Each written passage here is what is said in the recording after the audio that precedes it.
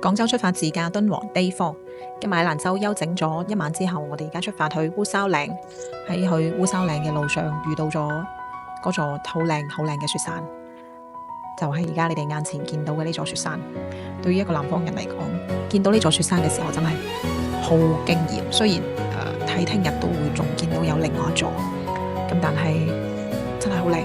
你哋而家眼見到嘅所有視頻都係原土直出，冇任何添加過嘅調整同埋濾鏡。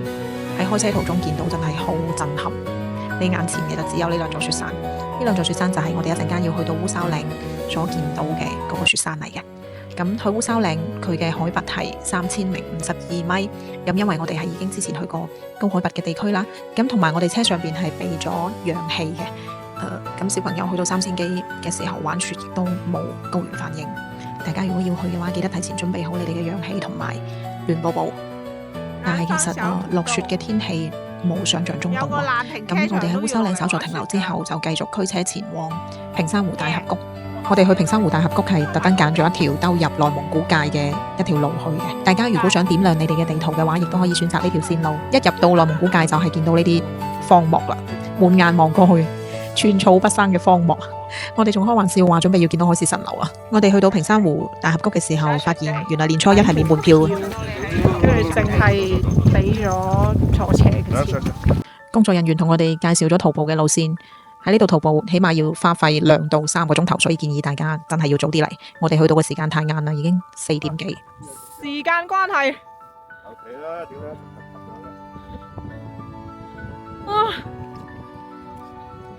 仲唔影相？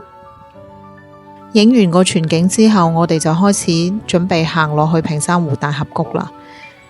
呢度我哋淨係行咗大概1/3嘅樓梯。建議你哋早啲嚟啊！膝頭光唔好嘅就唔好嚟啦。哇，真係不是路啊！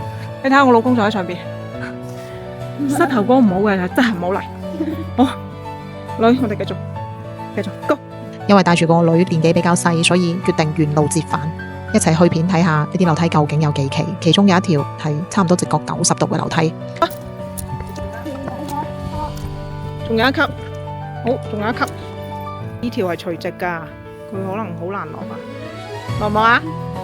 所以大家嚟之前要準備好乾糧啦、水啦，因為喺個峽谷底下邊係乜嘢都冇得買嘅。咁同埋要經過一條好窄嘅去睇一洞天嘅樓梯。注定做唔到旅遊博主。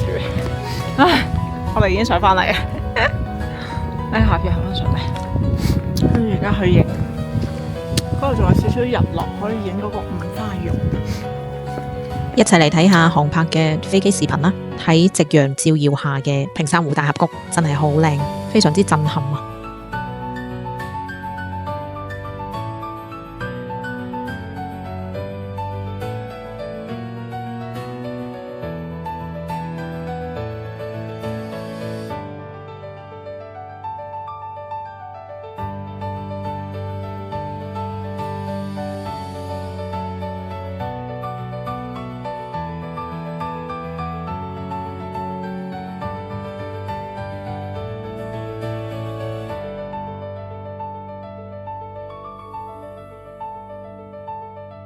！Day 4嘅旅程就咁結束啦。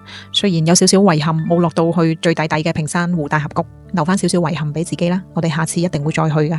聽日嘅預告係我哋會去到睇另外嘅一個丹霞冰溝丹霞，同埋會途經我哋嘅酒泉。記得點讚、關注，視頻拍攝唔易啊！